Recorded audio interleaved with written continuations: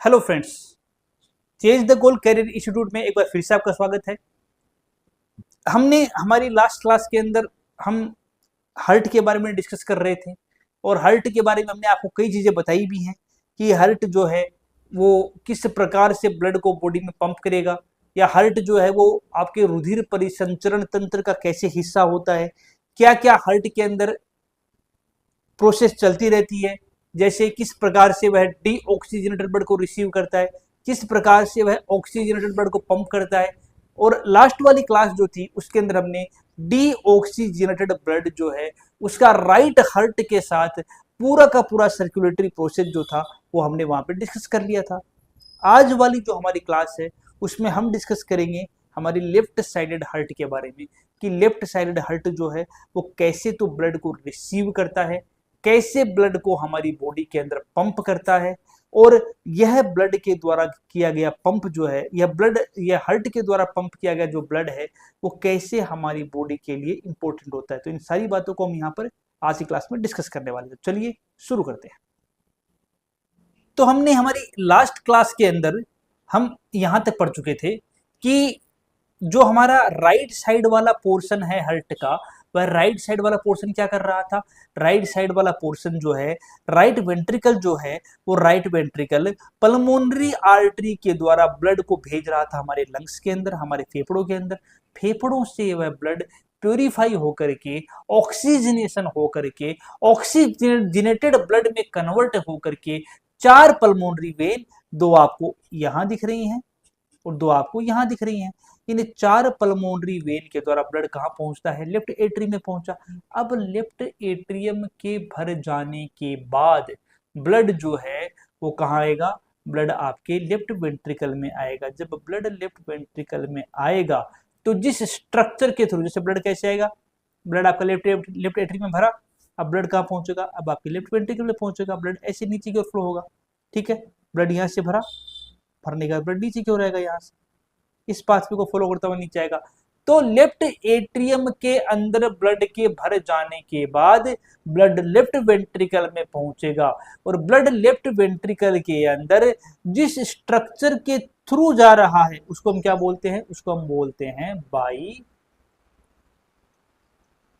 Cuspid valve या mitral valve, ठीक है, या द्विवलनी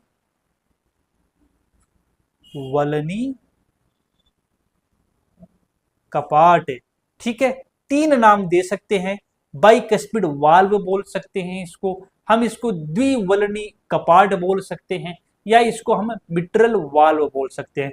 तो लेफ्ट एट्रियम जो है उस लेफ्ट एट्रियम या बाएं अलिंद में ऑक्सीजनेटेड ब्लड के आने के बाद यह ऑक्सीजनेटेड ब्लड बाइकस्पिड या मिट्रल वाल्व की सहायता से हमारे लेफ्ट वेंट्रिकल या हमारे बाएं नीले में पहुंचेगा। अब ब्लड कहां भर गया, बाएं नीले में पहुंच गया, लेफ्ट वेंट्रिकल में पहुंच गया। अब लेफ्ट वेंट्रिकल से क्या निकलती है, लेफ्ट वेंट्रिकल से एक स्ट्रक्चर निकलती है, यहां से एक स्ट्रक्चर निकलती है, ठीक है। इस स्ट्रक्चर को क्या बोलते हैं, इसको बोलते हैं आओर्टा, या इसको बोल सकते हैं हिंदी में महाधमनी, ठीक है। अब क्या हुआ, अब जो हमारा लेफ्ट वेंट्रिकल वाला पोर्शन है उस लेफ्ट वेंट्रिकल वाले पोर्शन से निकली आओर्टा या महाधमनी, और यह आओर्टा या महाधमनी क्या करेगी, लेफ्ट वेंट्रिकल के द्वारा ऑक्सीजनेटेड ब्लड को पंप किया गया और उस ऑक्सीजनेटेड ब्लड को क्या करेगी, यहां से लेगी, और आओर्टा जो है वो क्या करेगी, आओर्टा जो है उस ब्लड को हमारी पूरी की पूरी बॉडी में डिस्ट्रीब्यूट करने का काम करेगी, ठीक है। इससे क्या होगा, ब्लड हमारी बॉडी को डिस्ट्रीब्यूट हो जाएगा।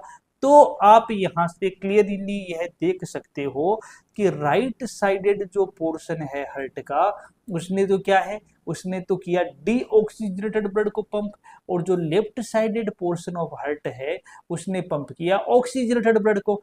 राइट साइडेड का जो डीऑक्सीजनेटेड ब्लड था वो तो कहां पहुंचा, वो तो पहुंचा आपके लंग्स के अंदर, और लेफ्ट साइड का जो ऑक्सीजनेटेड ब्लड था वो कहां पहुंचा, आपकी बॉडी के अंदर पहुंचा। इसने क्या किया, लेफ्ट साइड वाले पोर्शन के ब्लड ने बॉडी को क्या किया, बॉडी को न्यूट्रिशन प्रोवाइड करवाया, ऑक्सीजन ऑक्सीजन को प्रोवाइड करवाने का काम किया, और लेफ्ट साइड के हार्ट ने क्या किया, ऑक्सीजनेशन के लिए ब्लड को लंग्स में पहुंचा दिया। ठीक है, यानी कि हम क्या कह सकते हैं, हम यहाँ पर ये कह सकते हैं कि जो हमारा हार्ट है, ये हार्ट दो अलग अलग हार्ट से मिलकर के बना हुआ है। ठीक है, दो अलग अलग हार्ट से कैसे मिलकर बना हुआ है, एक तो आ गया आपका राइट साइड का हार्ट जो क्या कर रहा है, डी ऑक्सीजनेटेड ब्लड को पंप कर रहा है, और ये कौन सा आ गया आपका लेफ्ट साइड का हार्ट जो क्या कर रहा है, आपके ऑक्सीजनेटेड ब्लड को पंप कर रहा है। ये दो टाइप के आपके क्या आ गए, ये दो टाइप के आपके हार्ट आ गए। यानी कि एक हार्ट ना कह के हम कह सकते हैं कि हार्ट खुद दो अलग अलग हार्ट से मिलकर के बना हुआ है। राइट साइड का हार्ट अलग जो कि डीऑक्सीजनेटेड ब्लड के लिए है, और लेफ्ट साइड का हार्ट अलग जो कि ऑक्सीजनेटेड ब्लड के लिए है। इतना क्लियर हुआ? ठीक है, तो अब हमने क्या बता दिया आपको, आपसे क्वेश्चन पूछ ले, पहला क्वेश्चन पूछ ले कि ट्राइकस्पिड वाल्व कहाँ होता है, तो आप डायरेक्टली बोल सकते हो कि राइट एट्रियम और राइट वेंट्रिकल के बीच का जो वाल्व है वो ट्राइकस्पिड वाल्व है। दूसरा क्वेश्चन पूछ ले कि बाइकस्पिड वाल्व कहाँ होता है, तो आप डायरेक्टली बोलोगे कि लेफ्ट एट्रियम और लेफ्ट वेंट्रिकल के बीच का जो वाल्व है वो बाइकस्पिड वाल्व है। या पूछ ले कि बाइकस्पिड वाल्व का दूसरा नाम क्या है, तो आप डायरेक्टली बोल दोगे कि बाइकस्पिड वाल्व का दूसरा नाम कौन सा नाम है, मिट्रल वाल्व भी इसी का नाम है। आपसे पूछ ले कि डीऑक्सीजनेटेड ब्लड जो है वो किस आर्टरी के अंदर फ्लो होता है, जो डीऑक्सीजनेटेड ब्लड है वो किस आर्टरी में होता है, तो आप क्या कहोगे, पल्मोनरी आर्टरी जो है उस पल्मोनरी आर्टरी में डीऑक्सीजनेटेड ब्लड फ्लो होता है। आपसे पूछ ले ऑक्सीजनेटेड ब्लड किस वेन में फ्लो होता है, तो आप कह दोगे पल्मोनरी वेन में ऑक्सीजनेटेड ब्लड फ्लो होता है, क्योंकि एक्सेप्शन है यहाँ पे। ठीक है, अब एक चीज और आती है, जब राइट वेंट्रिकल से ब्लड जो है वो हमारी पल्मोनरी आर्टरी में जा रहा है, और लेफ्ट वेंट्रिकल से ब्लड जो है वो हमारी आउर्टा में जा रहा है, तो पल्मोनरी आर्टरी की जहाँ पे बिगिनिंग होती है, इसको हम इरेज कर ले, फिर आपको दिखाते हैं ना, इसी डायग्राम में ही देख लेंगे हम।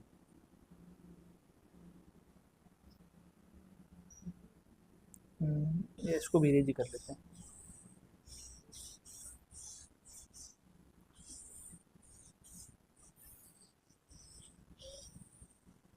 ठीक, यहाँ से ठीक है, वापस एक हार्ट का डायग्राम ड्रॉ कर लेते हैं, लाइन डायग्राम। ठीक,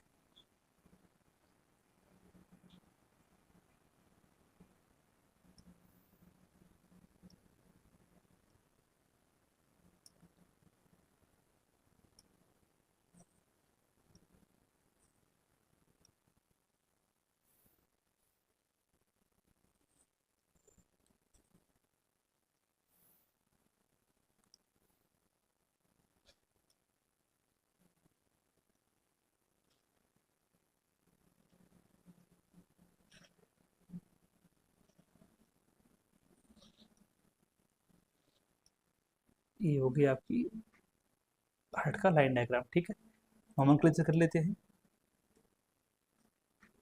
right atrium, right ventricle, left atrium, left ventricle, S V C, I V C, pulmonary artery, ये क्या हो गया, आउर्टा, ये क्या है, पल्मोनरी वेन। ठीक है,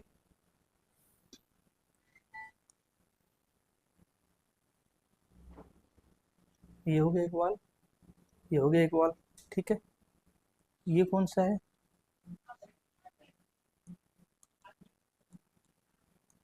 ट्राइकस्पिड वाल, ये कौन सा है, बाइकस्पिड या मिट्रल वाल्व। ठीक है, अब देखो राइट वेंट्रिकल से ब्लड कहाँ गया, पल्मोनरी आर्टरी में, और लेफ्ट वेंट्रिकल से ब्लड कहाँ गया, ओल्टा में। तो जब राइट वेंट्रिकल से ब्लड पल्मोनरी आर्टरी में जा रहा है तो यहाँ पर भी क्या होते हैं, कुछ वाल्व पाए जाते हैं। यहाँ पर भी क्या पाए जा रहे हैं, यहाँ पर भी ये वाल्व नुमा स्ट्रक्चर जो है वो प्रेजेंट है। ठीक है, ये जो वाल्व नुमा स्ट्रक्चर यहाँ पर प्रेजेंट है इसको बोलते हैं सेमी लूनर वाल्व। इसको क्या बोलते हैं? इसको बोलते हैं सेमी लूनर वाल्व। ये दोनों साइड में, या अर्ध चंद्राकार वाल्व के नाम से इसे जाना जाता है। ठीक है, क्या बोलते हैं इसको? इसको बोलते हैं सेमी लूनर वाल्व या अर्ध चंद्राकार वाल्व के नाम से इसको जाना जाता है। ठीक है, तो अगर क्वेश्चन आ जाए कि अर्ध चंद्राकार वाल्व या सेमी लूनर वाल्व कहाँ पाए जाते हैं, तो क्या बताओगे? पल्मोनरी आर्टरी में पाए जाते हैं और आउटा में पाए जाते हैं। यहाँ पर कौन से वाल्व होते हैं? यहाँ पर सेमी लूनर वाल्व या अर्ध चंद्राकार वाल्व पाए जाते हैं। क्योंकि ये वाला वाल्व पल्मोनरी आर्टरी पर है, इसलिए कई बार इसको है ना पल्मोनिक वाल्व बोल देते हैं, और ये वाला ओर्टा पर है इसलिए इसको कई बार आवर्टिक वाल्व भी बोल देते हैं।